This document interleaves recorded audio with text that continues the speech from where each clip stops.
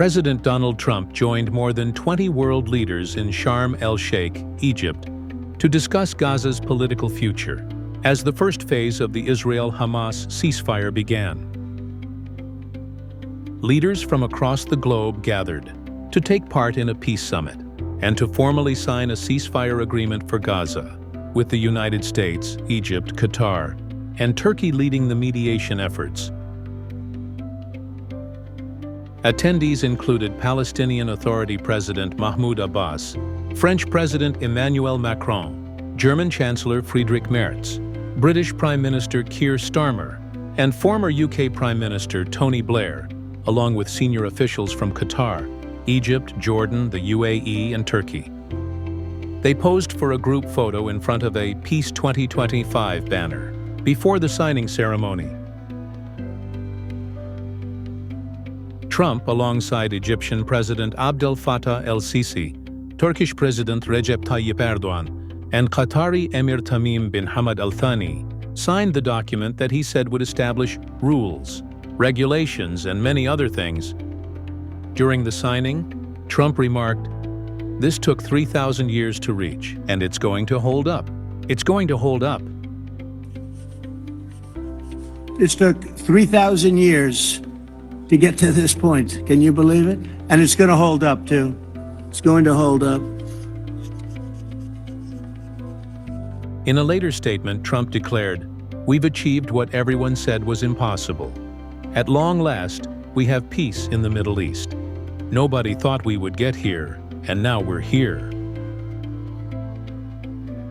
The memorandum, titled "The Trump Declaration for Enduring Peace and Prosperity," outlined broad commitments from the four primary signatories. While largely symbolic, it emphasized support for Trump's peace framework. The document affirmed that lasting peace will allow both Palestinians and Israelis to prosper, with rights protected, security ensured, and dignity upheld. It also committed all parties to resolve future disputes through diplomacy rather than conflict, stating that the region cannot endure continuous cycles of war and failed negotiations. Earlier that day, Trump addressed the Israeli parliament, where he praised Prime Minister Benjamin Netanyahu as one of the greatest wartime leaders, while Netanyahu called Trump Israel's greatest friend to ever serve in the White House. At the Knesset, Trump announced a new dawn in the Middle East, declaring the Gaza war over despite the challenges ahead. In Egypt, Trump described the agreement as a turning point. "This is the day people across the region and around the world have hoped and prayed for." Over the last month, things have happened that no one thought possible. With this historic agreement, those prayers have finally been answered. Speaking again in Sharm el-Sheikh, Trump spoke of Gaza's future. "Now the rebuilding begins. That may be the easiest part. We've done the hardest part because the rest will come together. We know how to rebuild better than anyone in the world." He insisted the breakthrough marked more than the end of the Gaza war. "This, with God's help, is a new beginning for the entire Middle East," he said. "From this moment, we can build a region that is strong, stable, prosperous, and united in rejecting terror once and for all." This is the day that people across the region and around the world have been working, striving, hoping, and praying for. They have done things over the last month that I think were really unthinkable. Nobody thought this could happen. With the historic agreement we've just signed, those prayers of millions have finally been answered. As you know, the hostages have been returned, and further work goes on having to do with the, sadly to say, bodies. Together we've achieved what everybody said was impossible. At long last, we have peace in the Middle East, and it's a very simple expression, peace in the Middle East, and we've heard it for many years, but nobody thought it could ever get there, and now we're there. And beautiful day is rising, and now the rebuilding begins. The rebuilding is maybe going to be the easiest part. I think we've done a lot of the hardest part because the rest comes together. We all know how to rebuild, and we know how to build better than anybody in the world.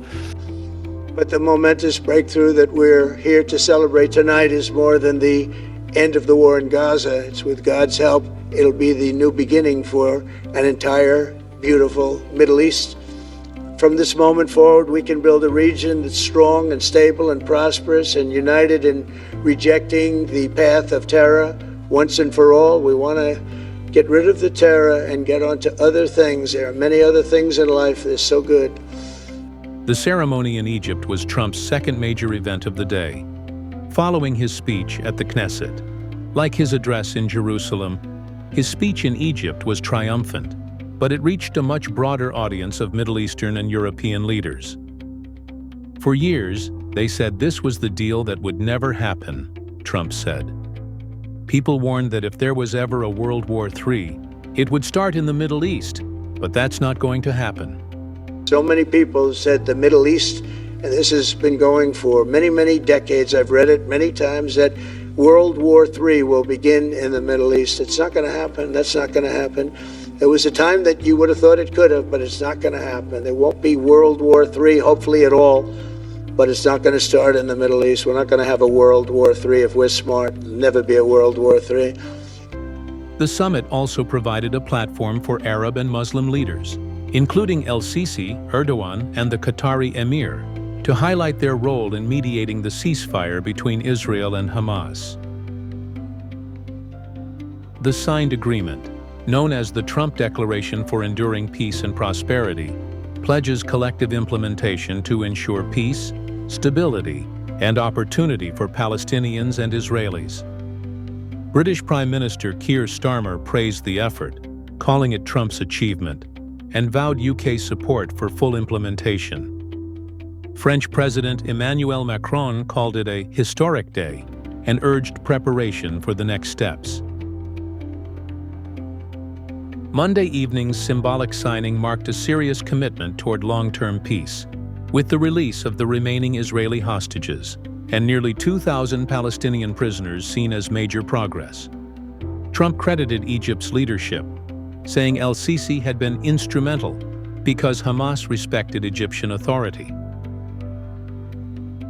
After signing, Trump told attendees the summit would continue privately. He praised the gathering, calling it one of the greatest assemblies of power and wealth ever brought together. He noted that the second phase of peace negotiations had already begun and warned that Gaza would require extensive cleanup. Sisi described the ceasefire as an unprecedented accomplishment and told Trump he was the only one capable of ending the Gaza war. He emphasized his commitment to ensuring the return of all remaining hostage bodies to Israel and the preservation of the ceasefire. That's all for now from Global Pulse Unplugged. Stay sharp, stay informed, and we'll see you next time.